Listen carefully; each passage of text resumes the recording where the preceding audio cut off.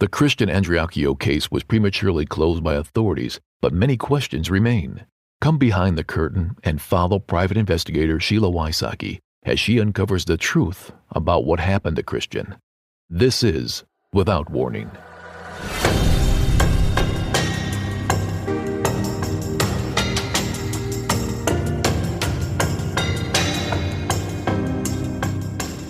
On the last episode, you heard collaboration between Cassie Coleman, Benny DuBose, Jay Arrington, Gypsy Ward, Tony Green, and Richie McAllister. A meeting was held on July 1st at the Meridian Police Department. Were the collaborators there to help the 𝐓𝐷𝐿 family?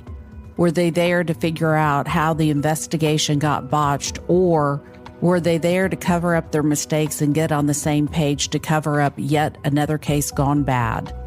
Christian 𝐓𝐷𝐿's case was the subject of the meeting. The power players in Meridian and Mississippi all in one place discussing Christian. The meeting speaks for itself. Jay Arrington spent the meeting covering his actions and agitated that the 𝐓𝐷𝐿s have sought outside help. Cassie Coleman concentrated on what information was at the police station, in the evidence locker, what communications were available that had been between the 𝐓𝐷𝐿s and the chief. Of course, Cassie Coleman keeps saying there isn't new evidence, a ridiculous statement. Why Richie McAllister is involved in the meeting is perplexing. This is the same man who was caught on tape saying he was going to have to piss on a kid's memory. Tony Green, the director of the Public Integrity Unit, being part of the conversation is invaluable. His belief in his role, the role of the AG's office and the 𝐓𝐷𝐿s speaks volumes. He said they don't dance to the 𝐓𝐷�s. Isn't he supposed to protect the public from people like himself? Gypsy Ward was the investigator of the case. She also presented the case to the grand jury, an investigator that presented to the grand jury with evidence that had nothing to do with Christian's case. Was she trying to skew the results so they wouldn't proceed? This group of collaborators appear to be covering their actions, slamming the 𝐓𝐷�s and their efforts instead of helping a family in need. Listen to the conversation, decide for yourself. Would you want this group of collaborators in charge of your son's case? I left off with Cassie Coleman saying to Jay Arrington that he was being confrontational, which of course is laughable. This is part 2 of the leaked meeting at the police station.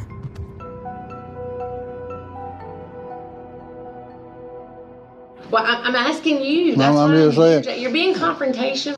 Okay, let's stop for a moment. Anyone think that was confrontational? Anyone?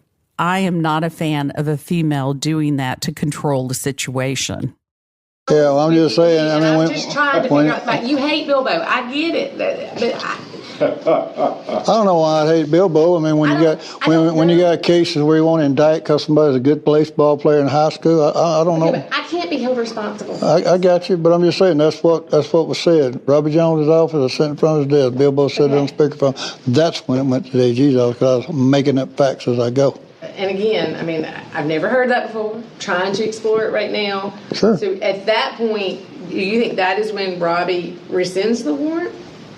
I don't know. I don't know about that. I'm just saying that's just prior to him kicking it off to the AG's office. To the best of my knowledge, that warrant that was rescinded was not rescinded until after Mississippi News or somebody got a hold of the story and found out that there was a warrant. Do we still have a warrant? No, I guess that's what I'm trying to figure out. That was the murder warrant that I was talking about. So the couple warrant is still active, it just hadn't been entered in? That's the one that they have a copy of that says, it either says withdrawn or rescinded. I can't remember because they just showed it to me. But like 2 days after it was issued per, I don't know if it's DA or D something. I mean, it's... There's not one? No warrant here. Okay. There's no warrant. No warrant active in the system? No warrant here. No warrant active in the system. Okay. There is no warrant. But Chief, like when they contacted you back in November, what were your thoughts on why they were wanting to meet? I mean, do you feel Same old, wanting to bring somebody in to tell us about this, how they can solve the case, present the case, what we missed. They always had an expert with them or an expert report. Okay. They was talking about, I think, I forgot the term, when the blood settled in his legs or something. There was a meeting in November with the Andriacchios. We have the audio of that as well, and it will be released. Talking about that, and Was that Knox bunch that had all that? The Knox bunch, the highly qualified experts in forensic and reconstruction of crime scenes. More education and knowledge than I believe Jay Arrington has. Nor did he ask. I didn't even know he went. Yeah, Bilbo went down there. That during the time Brat 2 had it. You had to ask Brat 2 why he didn't get to go with Bilbo. But I've never had the opportunity to go down and talk to him about this case. We don't even have this But I'm case. saying you keep saying you never had the opportunity. The opportunity would still be there right now if it's what you wanted to do, but you've never asked to go. I mean, these are the questions you're going to be asked, Jay, and that's what I'm just trying to get you to understand. Like, you saying, well, I wasn't given the ability. That guy's going to say, my door's open right now if he wants to come and talk to me. Okay, can I go? I mean, It's not our case. Okay.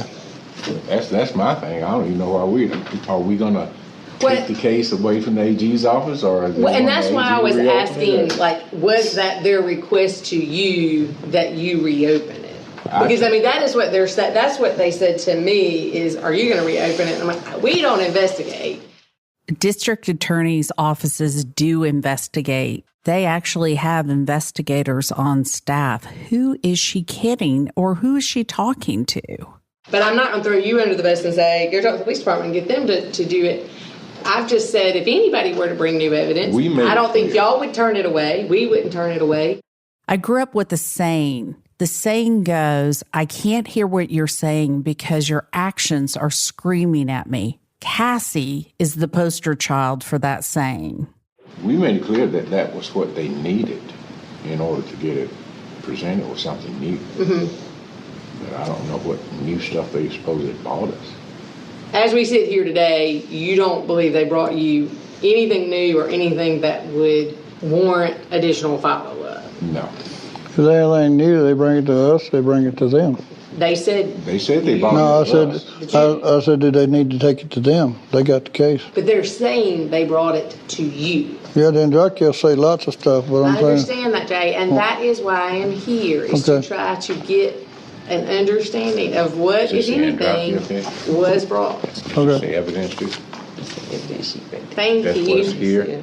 Yes, that's what it, unless it says inactive. Where's is the gun on here? The gun is inactive. It's inactive. What does that mean?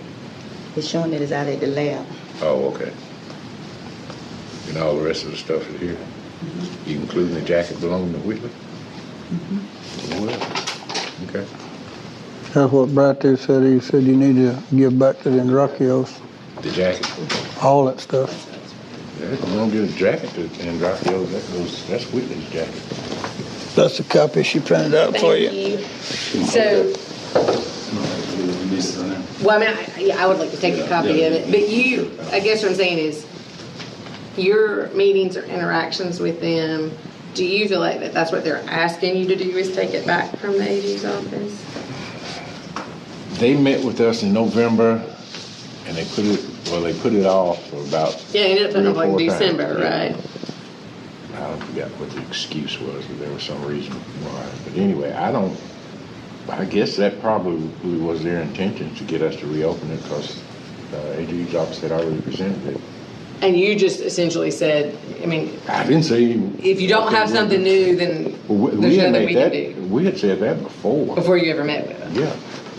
That we had to have something new. I think MBI presented it, and that we would have to have something other than what they had, something different, something new for Bilbo to open it back up. And the hold-up, I think, in the whole process was that Bilbo and Jay did 𝐔𝐿, and it never got presented. Well, And there's actually... They were blaming Jay, and then they come down here and blame Bilbo. Right, yeah. Well, and there is actually that same email which would have been, I guess, when Brad 2 still had it, because the email was to him, that they specifically say they're asking Bilbo not to present it to the grand jury yet because they wanted this other investigative group to come do some testing. That's when I think, Jay, you were talking about them doing, that they went back into the apartment and tested it. And I don't know how long. I mean, that's obviously after Brad 2 is there.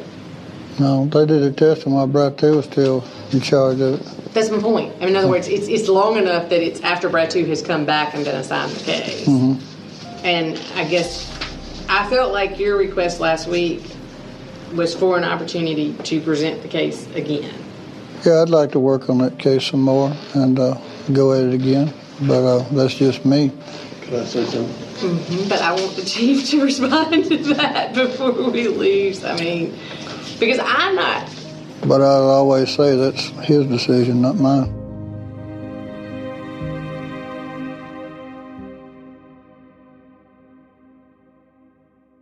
Teddy Roosevelt was renowned for his love of the outdoors, but few people know that one risky excursion almost cost him his life. Against the Odds is a podcast from Wondery about the unsinkable human spirit and our ability to fight back and triumph against all odds. Each season shares thrilling true stories of survival, putting you in the shoes of the heroes who lived to tell the tale. The newest season, Uncharted, Teddy Roosevelt's Amazon Expedition, tells the tale of Teddy Roosevelt's expedition to map an unexplored river in one of the most dangerous parts of the Amazon basin. After leaving the Oval Office in his 50s, the restless president was ready for new adventures. From the Spanish-American War Service to big game hunts, Roosevelt was no stranger to death-defying endeavors, but he was woefully unprepared for the unique dangers and brutality of the jungle. His fateful journey was met with starvation, crippling disease, even murder, and you'll never believe how he got out alive. Follow Against the Odds wherever you get your podcasts. You can listen ad-free on the Amazon Music or Wondery app. The next man speaking is Tony Green, the director of the Public Integrity Unit. I don't need to say much because this man says the most outrageous things. What a scary thought to have someone like him in a position protecting the public. Obviously, he doesn't protect the public. This is all self-serving. I'd say something for the chief, Okay. so he can think about it. He's giving you. I think it's sad that we're all playing fiddle to the tune of them Dreckies. Mm-hmm. I've never, out of 33 years, seen a group of people have all of us dancing to their tune to the media. That's not what we're all about. And they've played this out to the media. They've played us all against each other. All this back and forth. I don't know Bilbo. Now he's working for us. I don't know him. I don't see him. We got 300-something people there. We don't see each other every day. I don't know the Andreckies. They've set meetings up. They've piled in there with media, and then they refuse to meet. It's been a circus. It has. I'm so sorry about their son. Whatever happened, I wasn't there. I've sent investigators, top-notch, some of the best we've got, has spent months and hours looking through this case, experts to review it. But I am a firm believer in this. Just because one group looked at it and found that it was deemed suicide, another group found and believed it was suicide, we presented all facts that we had based on evidence statements, crime lab results, and that's what we presented. There was no personal, because we don't know any of them. We presented what we had, and a grand jury made their decision based on what we have. I'm a firm believer in a new set of eyes, if that's what it's going to take. Now I heard this, whoever this was outside here, say, we got new evidence, and then you asked them, well, is it evidence? Well, I don't know that it's new evidence, but we would like to assist. Well, we don't assist. We don't need the assistance of private eyes. But Right. we would love to have whatever information they have. But they said, well, I heard them say they give it to y'all. They gave it to us, or they would? That's not what they said. They turned it into y'all. That's what they, and I guess that's why I was asking Jay who they were and how the meeting got set up, because they indicated that They said at least attempted to give it to you, and you said, I don't have anything. That's what I mean. I'm just repeating. You know about them people in the hall out there? yeah, when you were standing It there. was the first time I ever laid eyes on them today. They just said the police department, not you personally. Right. So I'm just saying this. I talked to my boss on the way over here. I've been thinking about this. And he's in agreement with me. And we're not dumping it because we've done work. We spent 2 years working this thing. So this is not a dump. We're through. We've done our due diligence, worked this case from one end to the other. There's nothing else we can do with this case. Our office is willing to turn the case over to y'all's office. Let a new set of eyes take it. Y'all want to work with this, see whatever these folks have got, so be it. We're not going to answer to the Andreckis. We're not going to answer to this podcast, this media. We've never answered to it. We're not going to start now. This is between us. I love the line, this is between us. It is not between us. It is between the public. Thank goodness the media and the public is being put on notice about Tony Green and his thoughts about power and position. Just wow. Well, and I mean, Tony, that's why my answer was, I mean, if you got something, send it. I mean, if you found a golden... Don't go to the media with it. Right. Send it. Let me explain. And don't make us wait 16 weeks to hear what you found. Yeah. Let me explain to you how we set up the grand jury. We put every single report, J's, Bratu's, MPD's, every single private investigators. We've done this in a PowerPoint. And they were able to go through every single case, what the PIs found, what the MPD found. We put all the text messages up there. And they was able to review all the text messages that was on all phones. There was nothing that we did not have in that box. We did not put in a PowerPoint presentation, even stuff that we found and was able to show them. Do y'all have the geo data on their own swears and cell phone? Okay. We presented all of that to the grand jury Okay. in a PowerPoint presentation. More or less everybody's investigation was put out there. Right. So it would... Even the Here it PIs. is. Okay, here it is. That's Y'all make... We were They say this is a cover-up. Here it is. Everybody's out here. Y'all we did make not a decision. keep not one PI. We put Knox, we put Ardens, we put Max Hayes. There's not one that we did not put in a PowerPoint and show them. Did And NBI turn their evidence over to you guys as well? we did not get any physical evidence from NBI. We got their file, Okay. but no Fine. physical evidence. We put their report in the PowerPoint show. There was not one piece of thing that grand jury did not have an opportunity to see. We were very, very transparent. Gypsy, do you feel like they considered, and Jay, I don't want to misquote you, but our conversation last Thursday was the culpable negligence manslaughter, that your thoughts were because of them giving the gun back, allowing him to have the gun back, that negligent act which led to his death, not that you believe that he had the gun to his head, that he shot himself, but had they not given the gun back, Gypsy, that theory, do you feel like that was explored by the grand jury as far as like what culpability, if any, Dylan especially had for? We explained that to them and how that works. Okay. And that's when they said, well, that doesn't seem fair if this person says, I'm going to kill myself, and then 3 days later they do it. That means I go to jail.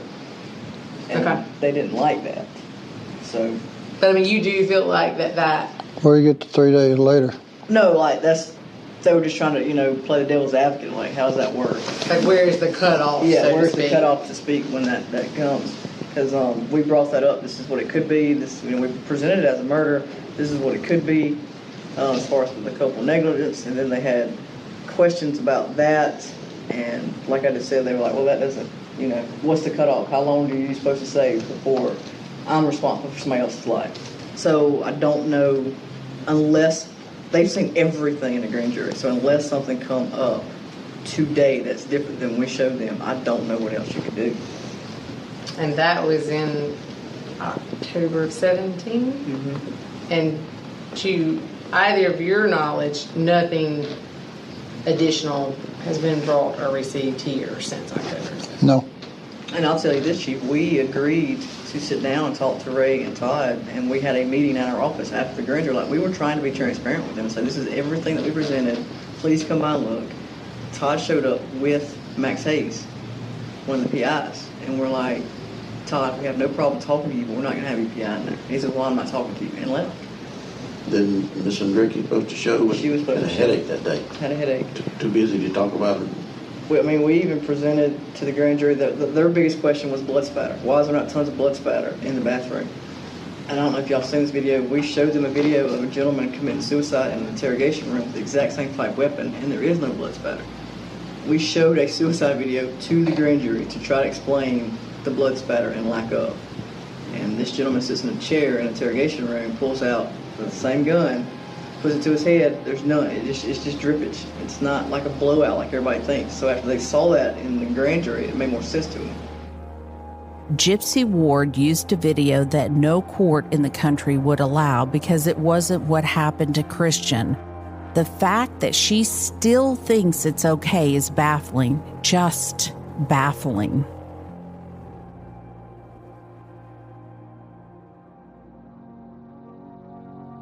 Daily Harvest is a proud sponsor of Without Warning podcast. The fall season is upon us, and what does that mean? More company. And how do I handle feeding so many people, sometimes up to 20 overnight guests staying at my house? Daily Harvest. Daily Harvest makes it easier for me to feed my guests fruits and vegetables with thoroughly sourced chef-created foods that can be prepared in less than 5 minutes. Daily Harvest offers a box with 65 different options, like ready-to-blend smoothies, hearty soups, and savory harvest bowls. Everything stays fresh in the freezer and it's ready to eat. This is a lifesaver for me. I am not a great cook, but Daily Harvest makes me look like I'm a good cook. Each Daily Harvest cups takes one step to prepare, with room for customization. All I do is add almond milk to a smoothie and blend, or heat a harvest bowl and top it off with avocado. All Daily Harvest ingredients are sourced and selected maximum nourishment and peak season flavor. Daily Harvest is the quickest and most convenient way to eat delicious and nutritious meals or snacks, whether you're at your desk or on the go or study hall, or you're a guest at my house. Go to dailyharvest.com and enter promo code WOW to get $25 off your first box. That's promo code WOW for $25 off your first box at dailyharvest.com. dailyharvest.com. The way his body curled up, his fingers still on the trigger, kind of like the autopsy picture, you know. But that's something y'all can think about. And hey, if you find something with a new set of eyes, or they provide something, and y'all go in and indict him, That's the what. we'll have a party with you. So be it. You're not going to hurt our feelings at all. But without a doubt, y'all are closed, done. We're done. I talked to Stan on the way over here.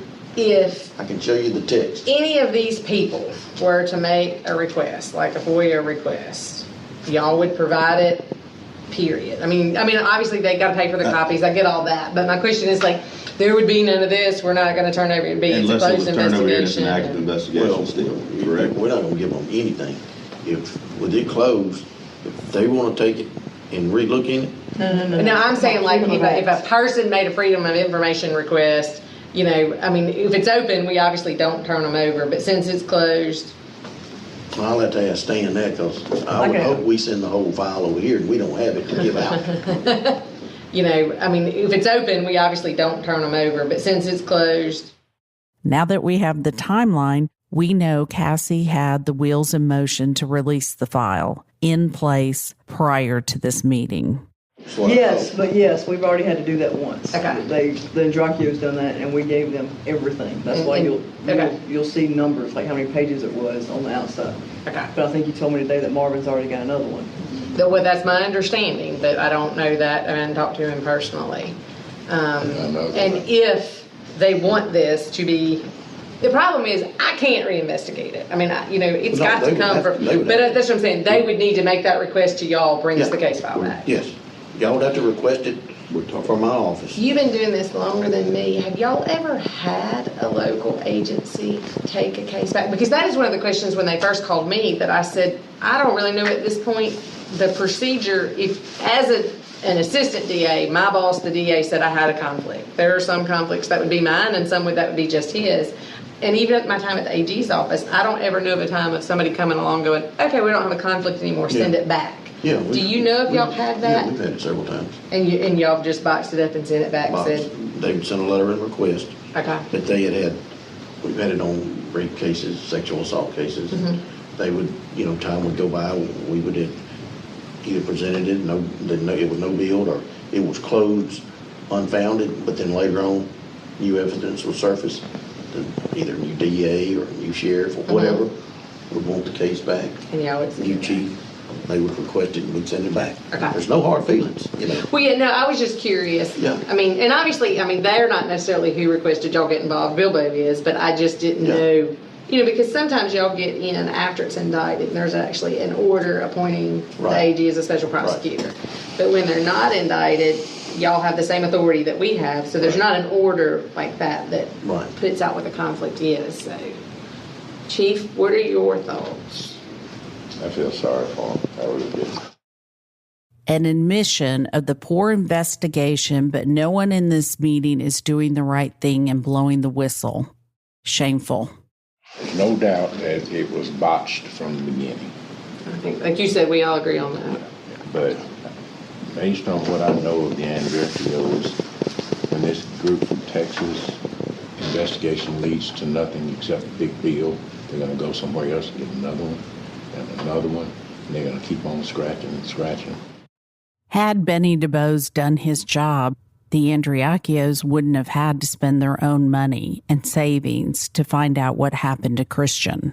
I bet it really irritates Benny DuBose, Jay Arrington, the rest of that crew, that people have come in pro bono to help him out because of the outrageous investigation and abuse this family is put up with. And they're not going to get what they want in the end. Not unless they get Dillon and Whitley to step forward and say, yeah, we shall. And that ain't happening. The thing about the 𝐕𝐈𝐃𝐄, they want a murder charge or nothing, and that's not going to happen. They're using the media, social media, anything they can to try to embarrass us into doing something. They've already said they wouldn't accept anything other than a murder charge. I guess my question is, what is the statute of limitations on the couple? What is that? On the manslaughter? The negligence. Is there a... I don't think there is one, but I would have to go back and double check. But at some point, if they come forward, we're going to be asked. If they come forward with new information, we'll look at it.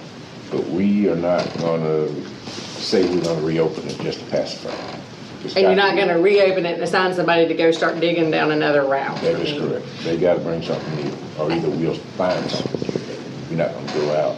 And you said new set of eyes. We tell everybody in the department just about this case now.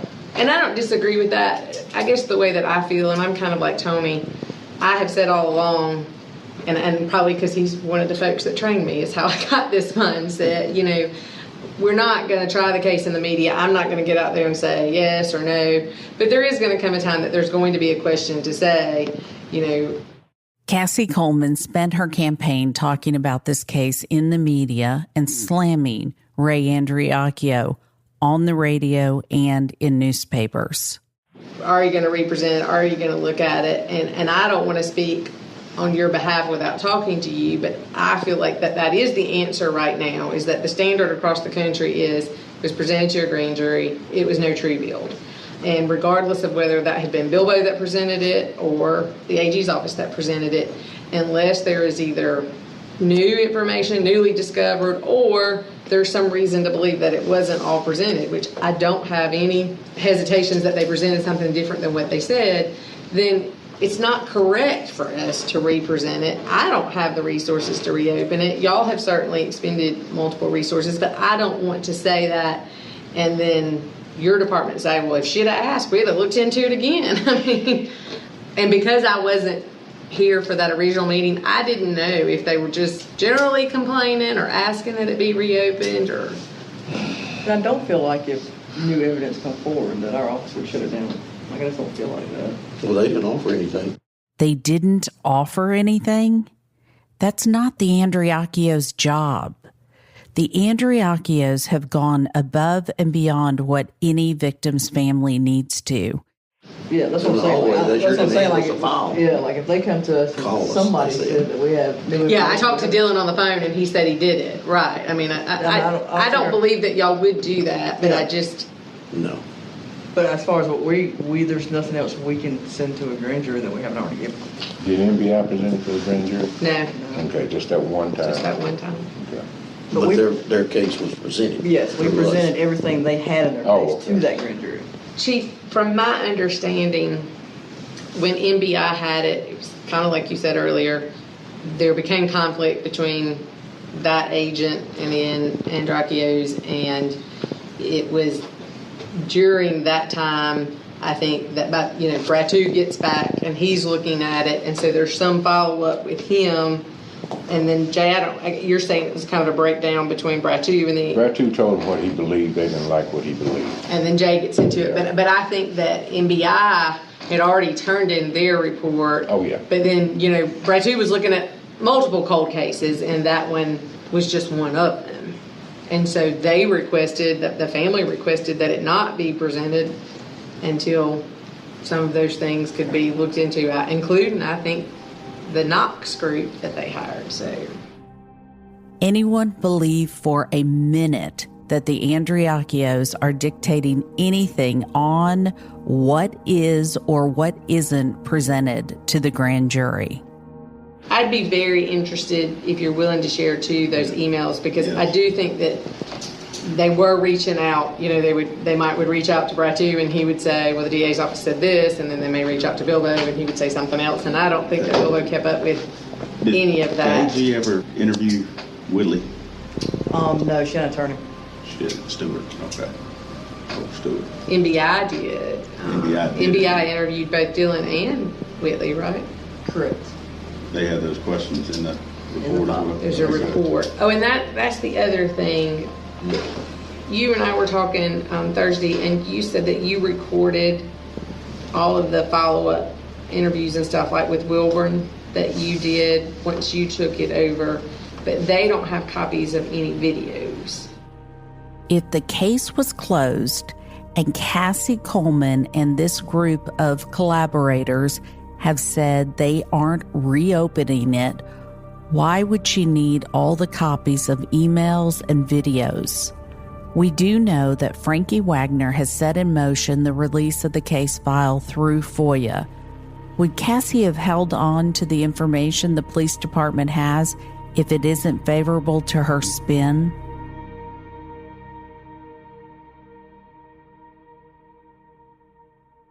Angie's List is now Angie, and we've heard a lot of theories about why. I thought it was an eco move. Fewer words, less paper. No, it was so you could say it faster. No, it's to be more iconic. Must be a tech thing. But those aren't quite right. It's because now you can compare upfront prices, book a service instantly, and even get your project handled from start to finish. Sounds easy. It is, and it makes us so much more than just a list. Get started at Angie.com. That's ANGI, or download the app today.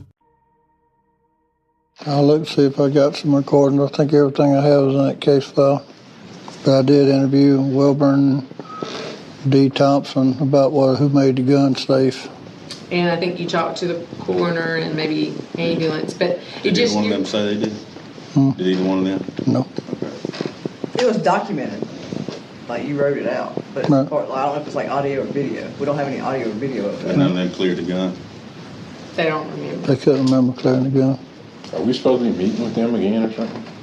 Now, like I said, what prompted me to call you was when I went back and listened to that tape, and he said, she shouldn't have said that we brought new evidence to you. We took new evidence to Dubose and Arrington. And it was kind of like bells went off in my head that I guess I was so concerned with her sending an email to the AG's office saying we brought her new evidence that when he finally said, no, we didn't bring it to you, I think I just was like, okay, good, we're on the same page.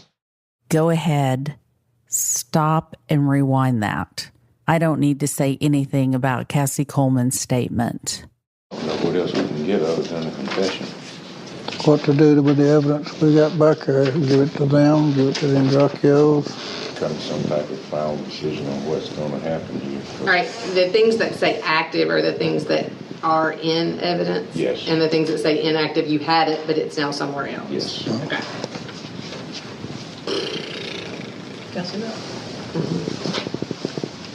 Any questions of me? Listen to the chief of police and his next statements. Listen to what he is saying about the case and the contradictions. The only word that comes to mind is disgust. I mean, looking at the case, when she first called me and I got the case, I read the case and looked at it, man, this is screwed up big time. A lot of contradictions and stuff in there, Whitby saying that she was hugging him, or somebody saying that Whitby was hugging him, and I think it was Bill saying, leave him alone, and she didn't have a drop of blood on her. Yeah, it didn't make a lot of sense. Slept at a gunshot. Yeah, slept at a gunshot in an apartment. But he comes in and just wakes her up. Yeah, but there's a lot of it. It's hard to undo a bill that's wrong. Yeah. That's the problem. Absolutely. Well, I can't think of nobody that hadn't had the case. Except the feds, have they played with it any? I think she's made a request to them. Percy sent a request at the time to, the U.S. Attorney was Greg Davis. The email's in here where he sent it, asked him to look into it. Did they respond? Yeah, I think he put him back, said he'd look at it, but I don't think he had to. I don't think he ever touched it. Nobody from the U.S. Attorney's Office contacted us about it. I've never, she indicated in the letter that she sent me that she had reached out to Mike Hurst, but they've never requested anything from me, and they've never requested anything from y'all. But let me give you a clue on what conflict of interest is. Your husband calling businesses talking about the Andriacchios. Your husband trying to make a media deal with Whitley and you, his wife, Cassie Coleman, not under Bilbo, but under your administration. Give it to Mike Hurst, he probably never come back to Meridian. Well, but that goes back to, say what you want to about Bilbo or Meridian or whatever their doubts may be, small town, I get it, but you can't, I don't think, allege that goes all the way up to the AG's office, or that if it did, that Mike Hurst would turn down an opportunity to, blow corruption statewide. I don't know enough about it, and quite frankly, still am not real clear exactly what the conflicts with everybody may or may not have been, and how many of those are going to be mine just because they were Bilbo's and I worked for him. But 3652, untrue. And why would a DA go to Florida alone to meet with Knox? Again, I just didn't want. Either, did you? What's that? You didn't have anything to do with this, but this is Bilbo all the way. Well, again, my recollection is we got the file from NBI, which included, of course, what Meridian had done up until the point that they had it. And it was at that point that the Andriacchios began asking, hold off. I think they tried to get copies of the files. So I remember seeing the text message, seeing some of the reports, but then, they obviously did a lot of follow-up even afterwards. And I don't know whether the Andriacchios provided to y'all or if y'all went out and sought all the other PIs that they had hired. I do know that Bilbo went down there and met with somebody in Florida, but I have no idea, other than Bilbo came back and said they couldn't say definitively it was not a suicide. They could show the things. And I don't think anybody whatsoever has any doubts that they moved the body. There's no doubt about that. It's just whether or not there was more to it than that.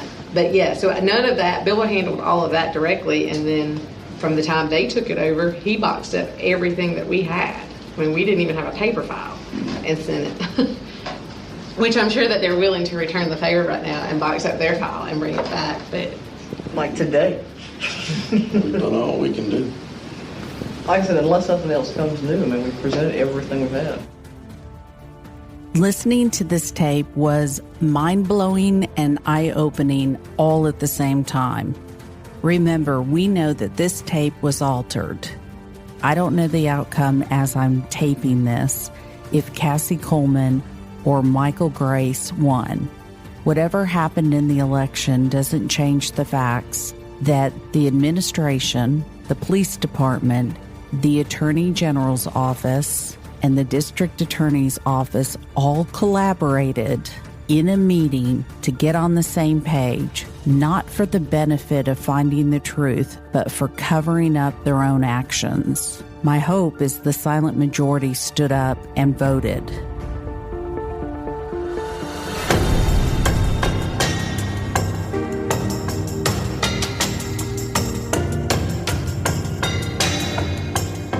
Christian's family gives their full permission for any and all details to be shared in hope that the truth will come out.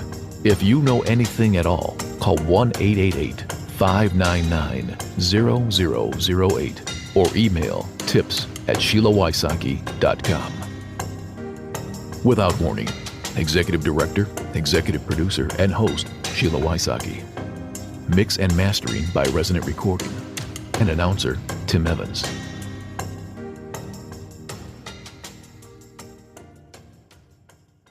I will continue the conversation with bonus episodes on my Patreon page, Without Warning.